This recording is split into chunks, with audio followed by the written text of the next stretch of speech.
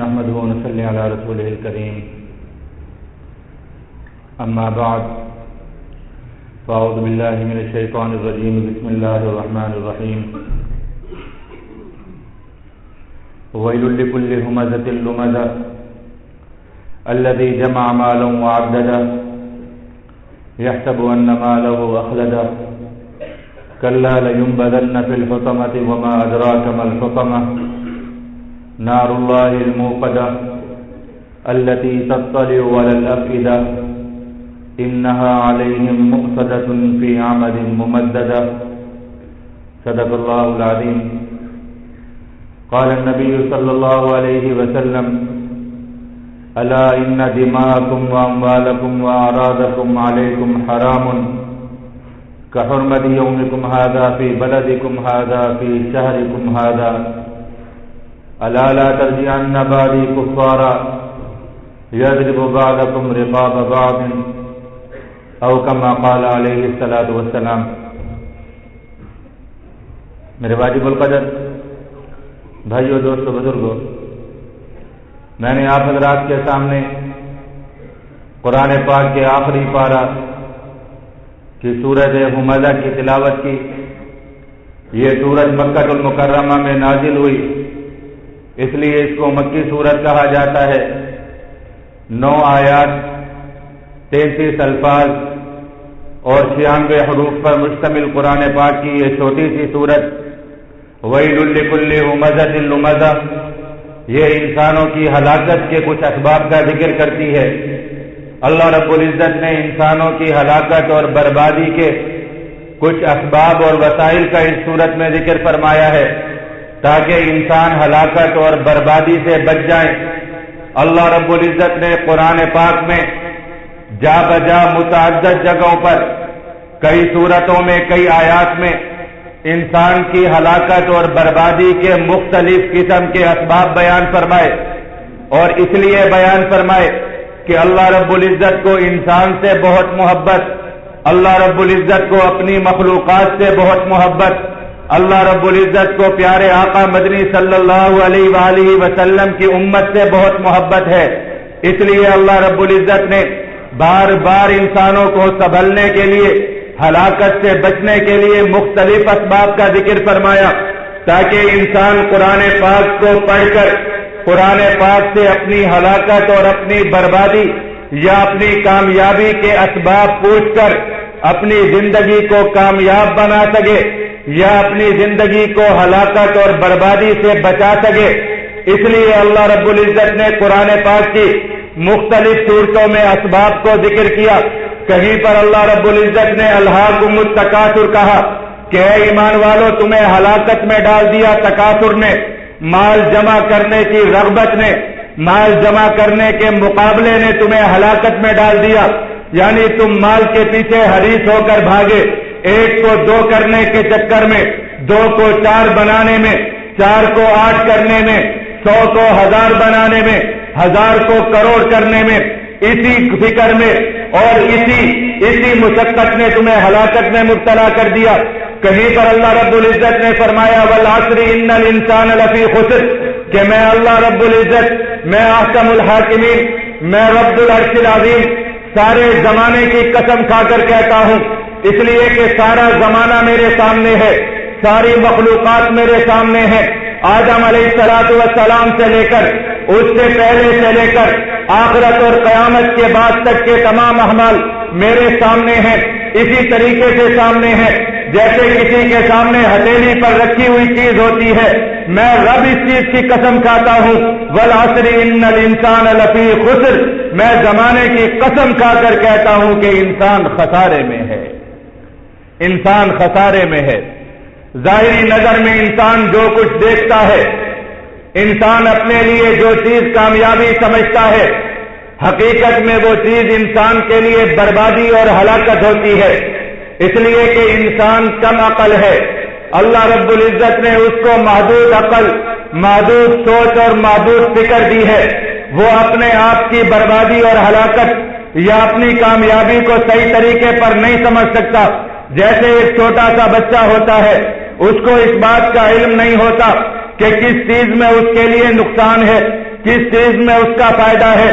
اس کا والد اس کی انگلی پکڑ کر اس کو چلنا سکھاتا ہے، اس کا والد اس کو زندگی کے ہر موڑ پر بتلاتا ہے کہ بیٹا یہ چیز تیرے لیے نقصان دہ ہے، یہ چیز تیرے لیے فائدہ مند ہے۔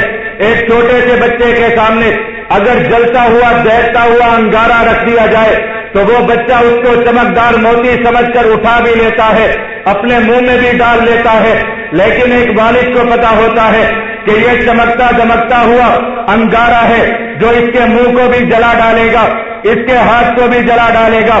ایسے ہی انسان ہے، دنیا کی طرف لپکتا ہے، دنیا کی طرف سمٹتا ہے، بہت سی چیزوں کو اپنے لیے فائدہ مند سمجھتا ہے، لیکن رب دیکھتا ہے، رب کہتا ہے وَالْعَصْرِ إِنَّ الْإِنسَانَ لَفِي خُسْرٍ، نہیں انسان تو ہلاکت کی طرف چلا گیا، تو بربادی کی طرف چلا گیا، تو اپنے نقصان کی طرف چلا گیا۔ یہ کون سا فائدہ ہے کہ دنیا کی 4 دن کی زندگی کے لیے تو اپنی آخرت کو برباد کر ڈال؟ یہ کون سا فائدہ ہے کہ دنیا کی 4 دن کی چاندنی کے لیے تو اپنی کروڑوں سال کی قبر کو اندھیرا کر ڈال؟ اس لیے انسان تو قرآن پاک کو پڑھ، قرآن پاک قدم قدم پر تجھے رہنمائی کرے گا، قرآن پاک تجھے قدم قدم پر بتائے گا کون سی چیز تیرے لیے فائدہ مند ہے، کون سی چیز تیرے لیے نقصان دہ ہے۔ اس قرآن پاک کی چھوٹی سی صورت میں اللہ رب العزت نے چند ان اسباب کا ذکر فرمایا جو انسان کی ہلاکت کے اسباب ہیں۔ پہلا سبب ذکر فرمایا ویل لکل ہمزۃ لمزہ، ویل ہلاکت ہے، بربادی ہے، ایسی بربادی ہے جو ختم ہونے والی نہیں ہے۔ ہاں ایمان والو، دنیا میں کوئی تکلیف آ جائے وہ تکلیف ختم ہو جاتی ہے، دوا لینے سے ختم ہو جاتی ہے، نیند آنے سے ختم ہو جاتی ہے، موت آنے سے ختم ہو جاتی ہے، لیکن آخرت کی بربادیاں ایسی بربادیاں اور ہلاکتیں ہیں جن کی کوئی انتہا نہیں ہے، جن کی کوئی حد نہیں ہے۔ وہی ہلاکت ہے، ایسی ہلاکت ہے جس ہلاکت کی کوئی انتہا نہیں ہے۔ لکل ہمزہ، ہر اس شخص کے لیے ہمزہ جو غیبتیں کرتا ہے، جو اپنے ایمان والوں کی پسے پشت غیبتیں کرتا ہے، جو اپنے ایمان والے بھائیوں کی عزت کا لٹیرا ہے، جس کے سامنے سے اس کا بھائی اٹھ کر جائے وہ اس بھائی پر تان کرتا ہے، وہ اس بھائی کی غیبت کرتا ہے۔ ظاہری نظر میں انسان کو غیبت کرنا اچھا لگتا ہے، غیبت ہر مجلس کی جان بن گئی۔ جیسے دسترخوان پر سلاد رکھا جاتا ہے ویسے کوئی مجلس بغیر غیبت کے ہو نہیں سکتی، مجلس کا رنگ ہی نہیں جمتا جب تک غیبت نہ کی جائے، بہت مزہ آتا ہے۔ لیکن رب نے فرمایا ویل لکل ہمزۃ لمزہ، تمہارے لیے یہ مزیدار چیز بہت بڑی ہلاکت کا سبب اور باعث بننے والی ہے۔ ہمزہ، غیبت کرنا۔ لوگ کہتے ہیں ایمان والوں کے پاس کوئی ضابطہ نہیں ہے، مسلمانوں کے پاس کوئی ضابطہ اخلاق نہیں ہے۔ ارے ایمان والوں، قرآن ایسا ضابطہ اخلاق جس نے قدم قدم پر انسانیت کی رہنمائی فرمائی، قرآن ایسا ضابطہ اخلاق جس نے چونٹی سے لے کر آسمانوں پر اڑنے والے پرندوں تک کے حقوق بتائے، سمندروں میں تیرنے والی مچھلیوں کے حقوق بتائے۔ یہ ایسا ضابطہ اخلاق جس نے ایمان والوں کے حقوق بتلائے، جس نے کافروں کے حقوق بتلائے، جس نے ماں باپ کے حقوق بتلائے، جس نے پڑوسیوں کے حقوق بتلائے، جس نے رشتہ داروں کے حقوق بتلائے، جس نے بہن بھائیوں کے حقوق بتلائے، جس نے تجارت کے اصول بتائے، جس نے معاشرے کے بہترین اصول بتائے۔ خدا کی قسم قرآن ایسا ضابطہ اخلاق ہے، اگر انسانیت قرآن پاک پر عمل کرنے والی بن جائے، ساری دنیا کے اندر سے فساد اور انتشار ختم ہو جائے اور دنیا ایک بہترین نمونہ بن جائے۔ کیسا بہترین ضابطہ اخلاق ہے؟ کوئی لائے ایسا ضابطہ؟ قرآن کہتا ہے کہ اپنے بھائی کی عزت کرو، ایک دوسرے کی عزت کرو، ایک دوسرے کی عزت کا خیال کرو، جب آمنے سامنے ہو تب بھی عزت کرو۔ جب تم ایک دوسرے کی عزت کرو گے آپس میں محبت ہوگی، جب محبت ہوگی ایک دوسرے کا دکھ اور درد محسوس کرو گے، جب ایک دوسرے کا دکھ اور درد محسوس کرو گے ایک دوسرے کا تعاون کرو گے، جب تم ایک دوسرے کا تعاون کرو گے، بتاؤ دنیا میں پھر کون سا فساد رہ جائے گا؟ جب ایمان والے درد رکھنے والے ہو گئے، محبت کرنے والے ہو گئے، پھر دنیا سے جہالت بھی ختم، پھر دنیا سے غربت بھی ختم، پھر دنیا سے بے روزگاری بھی ختم، پھر دنیا سے قتل و غارت گری بھی ختم، پھر دنیا سے انتشار بھی ختم۔ کیسا بہترین نسخہ قرآن پاک نے ایک الفاظ ایک آیت میں بتا دیا، چند الفاظ میں بتا دیا۔ ویل لکل ہمزۃ لمزہ، اپنے حقوق کا خیال رکھو، ایمان والوں کی عزت کا خیال رکھو، آمنے سامنے بھی رکھو۔ جب کوئی ایمان والا تم سے پیٹ پھیر کر جائے تب بھی اس کی عزت کا خیال رکھو، اس سے تمہارا معاشرہ درست ہو جائے گا۔ اور جب تم دوسروں کی عزتوں کا خیال رکھو گے رب تمہاری عزتوں کی حفاظت کرے گا۔ جب تم ایک دوسرے کی عزتوں کا خیال کرو گے تب تمہارا معاشرہ درست ہو جائے گا۔ نبی اکرم صلی اللہ علیہ وآلہ وسلم نے ارشاد فرمایا کہ لوگوں سن لو، اللہ رب العزت لوگوں کی ستاری فرماتے ہیں، لوگوں کے پردے عیوب پر پردے ڈالتے ہیں، لیکن جو شخص بھی اپنے ایمان والے بھائیوں کے عیب تلاش کرتا ہے اور ان عیوب کے پردہ جاری نہیں کرتا، لوگوں کے سامنے ان عیوب کا اظہار کرتا ہے، وہ کسی کا عیب تلاش کر سکے یا نہ کر سکے، وہ کسی کو ذلیل و رسوا کر سکے یا نہ کر سکے، اللہ رب العزت اس کام پر لگ جاتے ہیں کہ ایسے شخص کو دنیا میں رسوا کر دیتے ہیں۔ ایسے شخص کے عیوب سے اللہ رب العزت پردے چاک فرما دیتے ہیں اور دنیا میں اس کو برسر بازار ننگا کر دیتے ہیں، رسوا کر دیتے ہیں ایسے شخص کو، اس لیے کہ اس نے ایمان والوں کے حقوق کا خیال نہیں کیا۔ بہت بڑی، اتنا بڑا یہ گناہ، غیبت کا گناہ جو ہمارے معاشرے کا ایسا حصہ بن گیا کہ جس سے نہ میں بچ سکوں نہ آپ بچ سکے، نہ کوئی بڑا بچ سکے نہ کوئی چھوٹا بچ سکے، اور کتنا بڑا یہ گناہ ہے۔ قرآن پاک کو کھول کر تو دیکھیے، قرآن پاک نے اس گناہ کو کتنا مکروہ گناہ قرار دیا۔ یحب احدکم ان یاکل لحم اخیہ میتا فکرہتموہ، کیا تم پسند کرتے ہو کہ اپنے کسی مردے بھائی کا گوشت کھاؤ؟ فکرہتموہ، بہت برا تمہیں لگے گا، بہت کراہیت والا لگے گا، لیکن تم ایسا کرتے ہو، ایسا کیا جاتا ہے، اور یہ چیز انسان کو کتنی بڑی ہلاکت میں لے جاتی ہے، انسان اس چیز کا تصور نہیں کر سکتا۔ انسان کا سب کچھ یہ دنیا نہیں ہے، سب کچھ یہ دنیا کے 4 دن نہیں ہے۔ انسان سمجھتا ہے کہ بس مجلس اچھی ہو جائے، کسی کی غیبت کر لی اور فخر کر لیا کہ میں حق بات کہتا ہوں، میں سچ بات کہتا ہوں، میرے منہ میں جو آتا ہے، میری زبان پر جو آتا ہے، میں کسی سے ڈرتا ورتا نہیں ہوں، میں کہہ ڈالتا ہوں، کوئی کمال کی بات نہیں ہے، کوئی بڑی بات نہیں ہے، خود کو ہلاک کرنے والی بات ہے، شرمندہ کر دینے والی بات ہے۔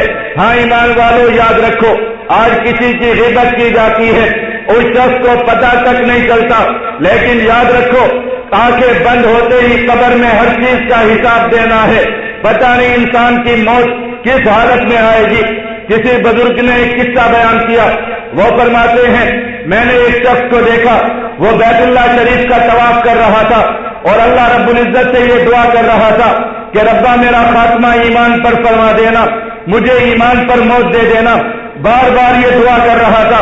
فرمانے لگے میں نے جا کر اس شخص سے دریافت کیا، میں نے کہا کیا دنیا کی کوئی اور چیز تو کیوں نہیں مانگتا رب سے؟ کوئی اور چیز مانگنے کے لیے نہیں ہے کیا؟ تیرے دل و دماغ میں کوئی اور دعا نہیں ہے کہ تو جو رب سے مانگ سکے، اپنا ہاتھ اور جھولی پھیلا کر رب سے طلب کر سکے؟ تو صرف خاتمہ ایمان پر مانگ رہا ہے۔ وہ شخص رونے لگا، کہنے لگا میری زندگی میں ایسے واقعات گزرے کہ اب سوائے اس دعا کے میں کوئی دعائیں نہیں کرتا کہ رب مجھے کلمے پر موت دے دے، رب مجھے ایمان پر موت دے دے۔ میں نے کہا بتاؤ تو صحیح کیا ہوا؟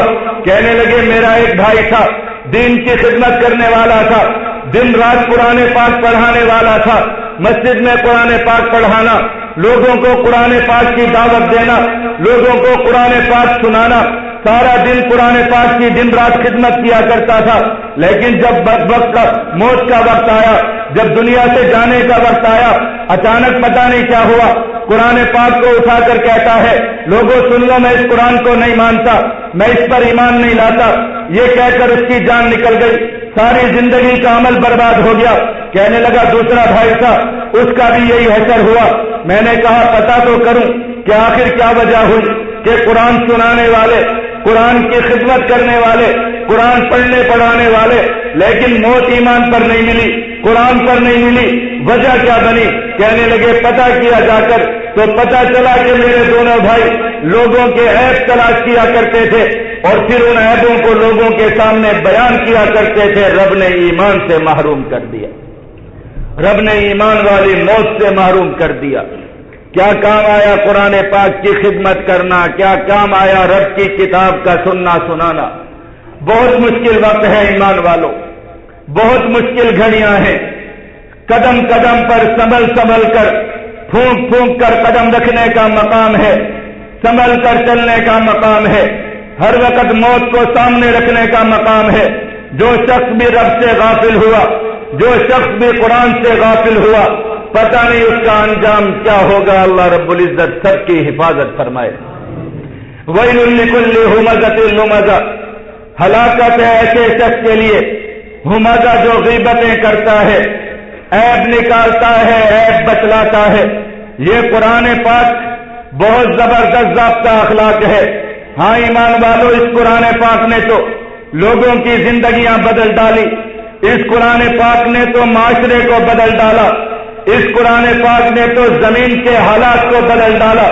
ذرا کبھی ایمان سے قرآن کو پڑھ کر تو دیکھو، قرآن کیسی رہنمائی کرتا ہے۔ قرآن پر عمل کرنے لگ جاؤ، زندگی کیسی آسان ہو جائے۔ قرآن کو ماننے والے بن جاؤ، زندگی کتنی پیاری ہو جائے۔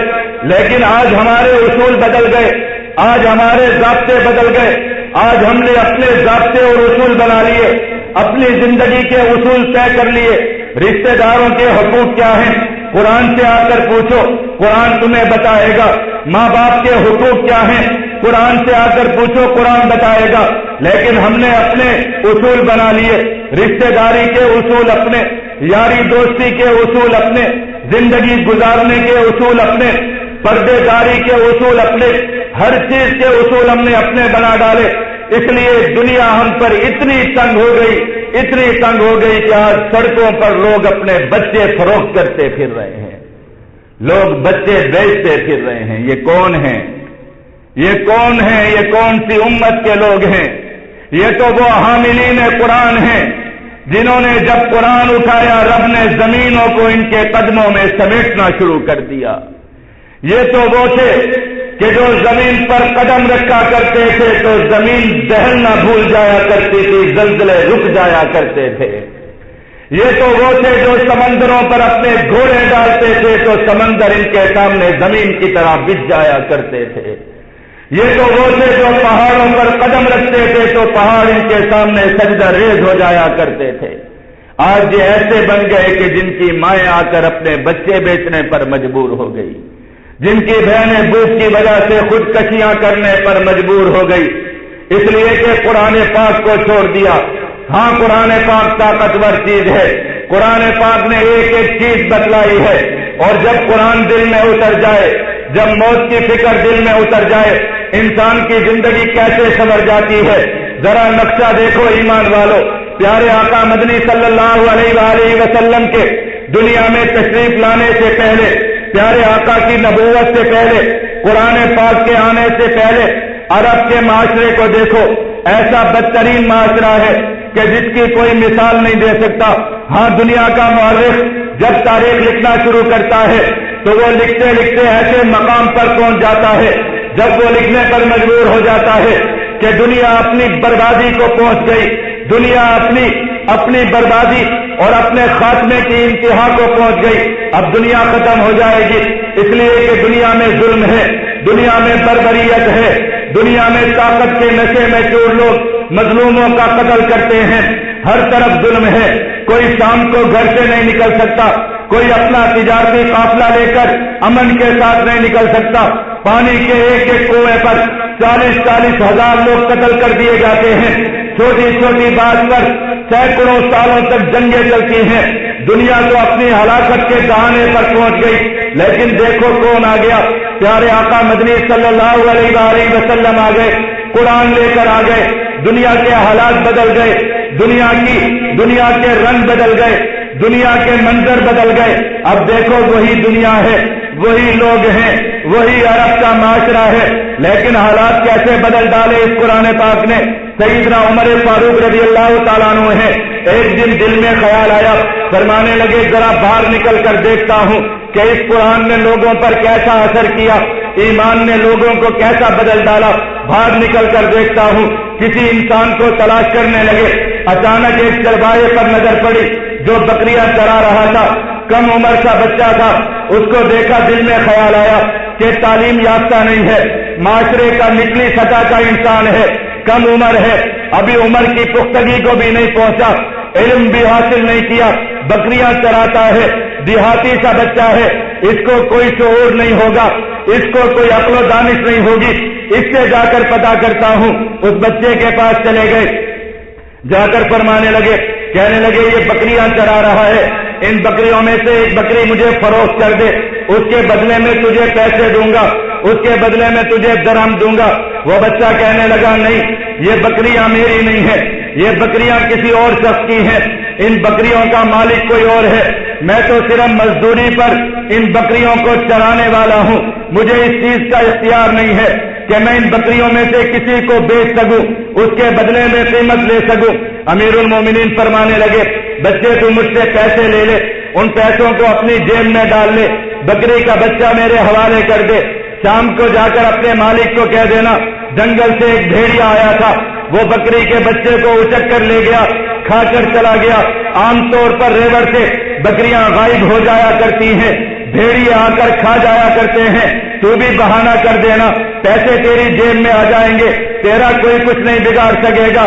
آگے سے وہ بچہ تھا، کہنے لگا یا ابن الملک فاعین اللہ، اے امیر المومنین، اے عمر فاروق، اس کو نہیں پتا تھا کہ یہ امیر المومنین ہے۔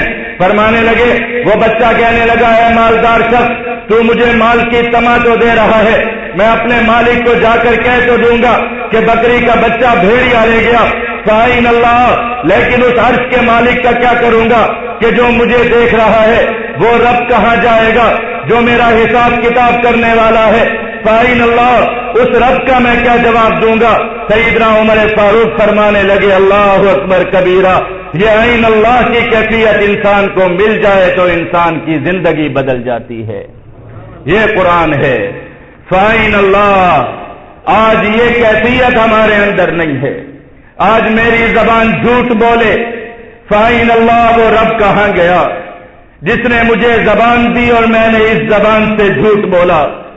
فاعین اللہ، جب کسی کی آنکھیں خیانت کریں اور وہ یہ تک نہ سوچے کہ وہ رب جس نے آنکھیں دی اور میں نے ان آنکھوں سے بد نظری کی، فاعین اللہ، وہ اللہ کہاں ہے جو ان آنکھوں کو چھین سکتا ہے۔ میرے ہاتھ خیانت کریں لیکن یہ تک پتہ نہ ہو، فاعین اللہ، وہ اللہ کہاں ہے، وہ اللہ دیکھ رہا ہے۔ آج کوئی چھوٹا سا بچہ سامنے ہو، ہم گناہ نہیں کر پاتے لیکن وہ رب العرش العظیم ہمیں دیکھتا ہے، ہم گناہ کرتے ہیں، تنہائیوں میں خلوتوں میں چھپ کر گناہ کرتے ہیں۔ فاعین اللہ، یہ رب کا یقین نہیں ہے، یہ اللہ کی ذات کا یقین دلوں میں نہیں اترا۔ اگر یہ یقین دلوں میں اتر جاتا، خدا کی قسم زبان جھوٹ نہ بولتی، زبان کٹ جاتی، جھوٹ نہ بولتی، یہ آنکھیں بے نور ہو جاتی لیکن خیانت نہ کرتی، یہ ہاتھ چل ہو جاتے لیکن خیانت نہ کرتے، یہ جسم گل سڑ جاتا لیکن رب کی نافرمانی نہ کرتا اگر عین اللہ کا یقین ہوتا۔ لیکن آج پتا ہے کہ رب دیکھتا ہے، سب کچھ کیا جاتا ہے، رب کی زمین کے چپے چپے کو گناہوں سے بھر ڈالا۔ یہ قرآن پاک پھر گھسیٹتا ہے، یہ قرآن پاک پھر آ کر جھنجھوڑتا ہے کہ ایمان والو اپنی ہلاکت کے اسباب کو جانو۔ ویل لکل ہمزۃ لمزہ، ہلاکت ہے ہر اس شخص کے لیے جو غیبتیں کرتا ہے۔ اس لیے غیبت سے بچو، غیبت سے بچنا چاہیے۔ اس غیبت نے ہمارے معاشرے کو تباہ و برباد کر ڈالا، ہماری زندگیوں کو برباد کر ڈالا۔ آج کسی کی عزت دوسرے کے ہاتھوں سے محفوظ ہی نہیں ہے۔ کوئی شخص مجلس سے اٹھ کر جائے گا تو اس کی غیبت کی جائے گی، اس پر طعن کیا جائے گا، اس کی برائی کی جائے گی۔ پیارے آقا مدنی صلی اللہ علیہ وآلہ وسلم نے فرمایا، ایمان والو سنو، یہ غیبت زنا سے بھی بڑا گناہ ہے، بدترین گناہ ہے یہ غیبت، جس کو تم ہنسی مذاق میں کر جاتے ہو۔ ویل لکل ہمزہ، ہلاکت ہے ہر غیبتیں کرنے والے کے لیے، لمزہ، اور سامنے بیٹھ کر تان و تشریح کرنے والے کے لیے۔ اللہ اکبر کبیرہ، کتنا یہ پیارا قرآن ہے، کتنا پیارا رب ہے جس نے انسانوں کو کتنا محفوظ کر دیا، انسانوں کی زندگیوں کو کتنا محفوظ کر دیا، انسانوں کی عزت کو کتنا محفوظ کر دیا۔ فرمایا کسی کی غیبت تم نہ کرو، کوئی تمہاری غیبت نہ کرے، پیٹھ پیچھے ایک دوسرے کی عزت کا خیال رکھو۔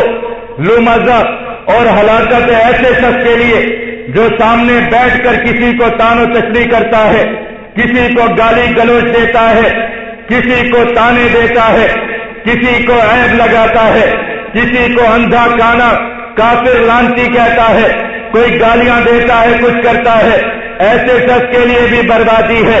ہاں کوئی شخص اپنی مونچھوں کو تاؤ دے کر بڑا بن کر نہ بیٹھے کہ میں ہر کسی کو منہ پر لتاڑ دیتا ہوں، میں ہر کسی کی منہ پر بے عزتی کر ڈالتا ہوں، میں کسی کی عزت نہیں کرتا، میری زبان میں ہڈی نہیں ہے، میرے منہ میں ککرا نہیں آتا، میں ہر کسی کو لتاڑ دیتا ہوں، میں کسی کا خیال نہیں کرتا، کوئی فخر کی بات نہیں ہے۔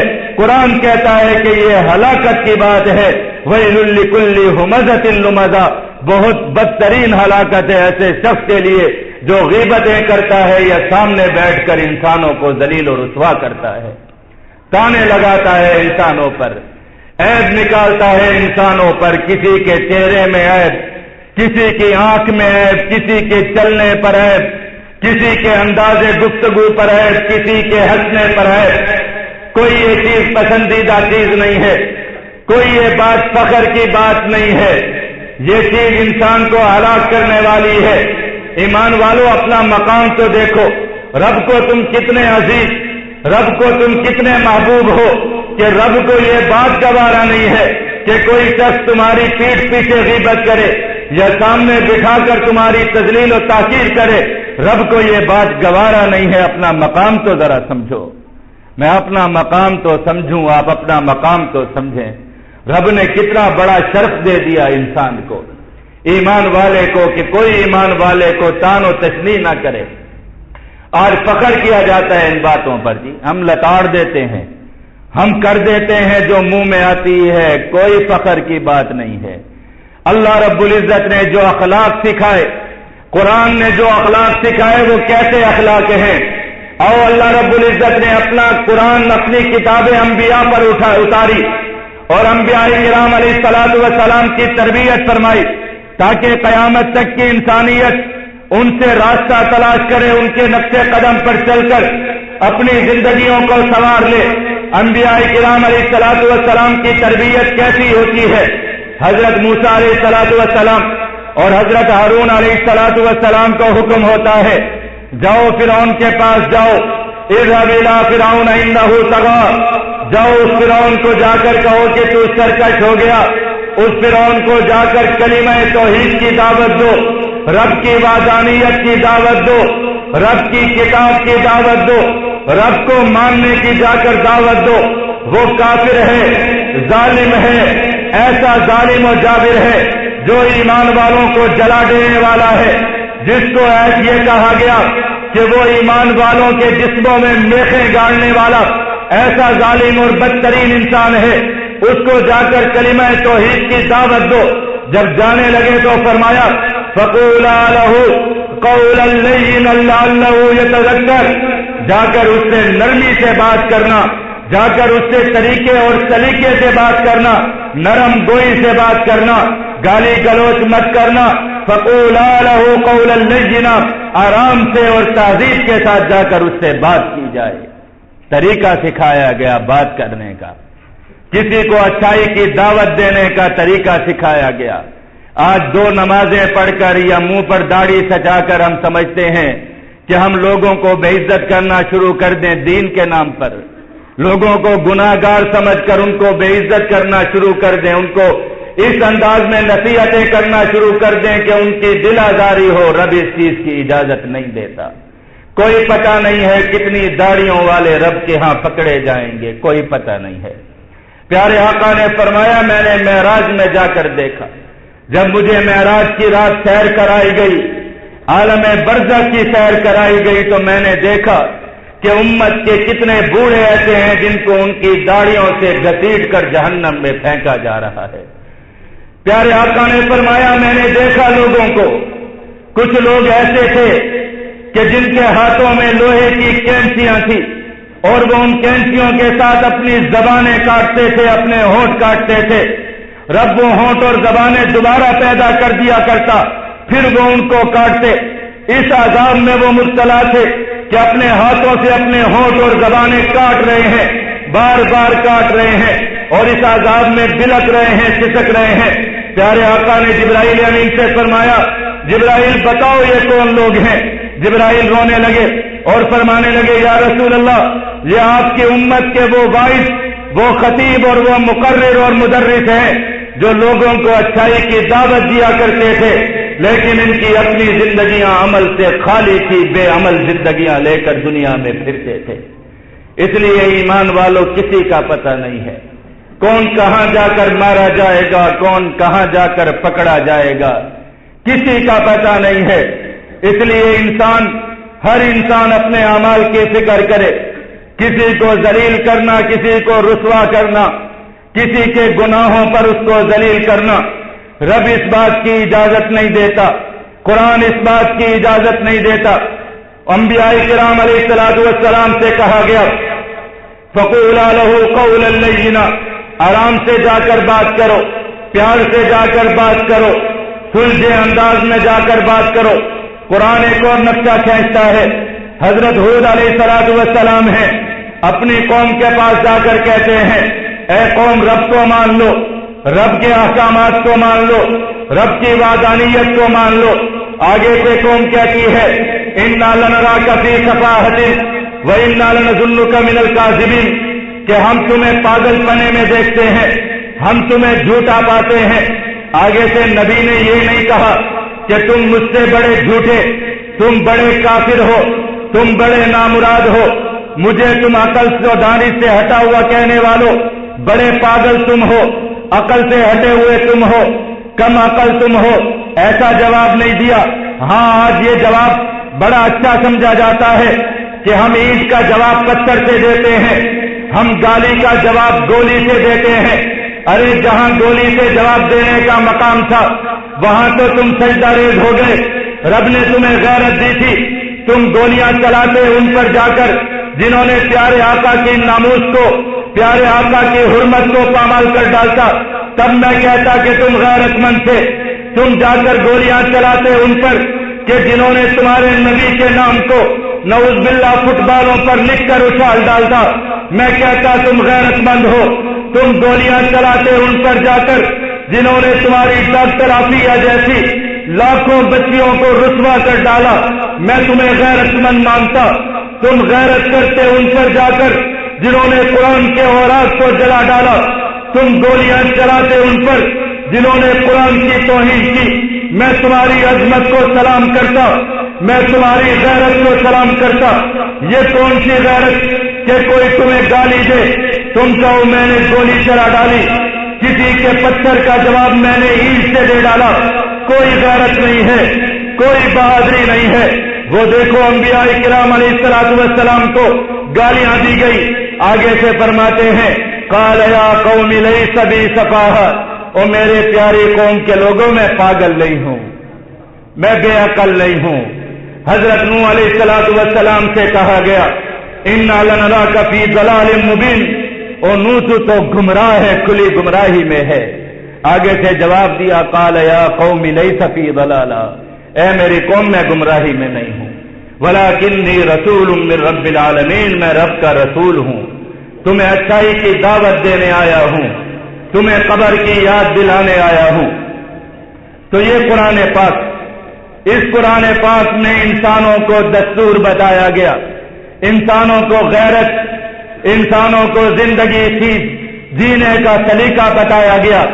ویل لکل ہمزۃ لمزہ، ایک ہلاکت کا سبب بیان کیا گیا اس آیت میں، ویل ہلاکت ہے لکل ہمزہ، ہر اس شخص کے لیے جو غیبت کرتا ہے، لمزہ، اور ہر اس شخص کے لیے کہ جو طعن و تشنیع کرتا ہے، ایمان والوں پر عیب لگاتا ہے۔ اللہ رب العزت ہم سب کی حفاظت فرمائے، ہمیں ایک دوسرے کے حقوق سمجھنے کی توفیق عطا فرمائے، اور ہم سب کو اس غیبت جیسے اور طعن بازی جیسے امراض سے ہم سب کی حفاظت فرمائے۔ وآخر دعوانا الحمدللہ رب العالمین۔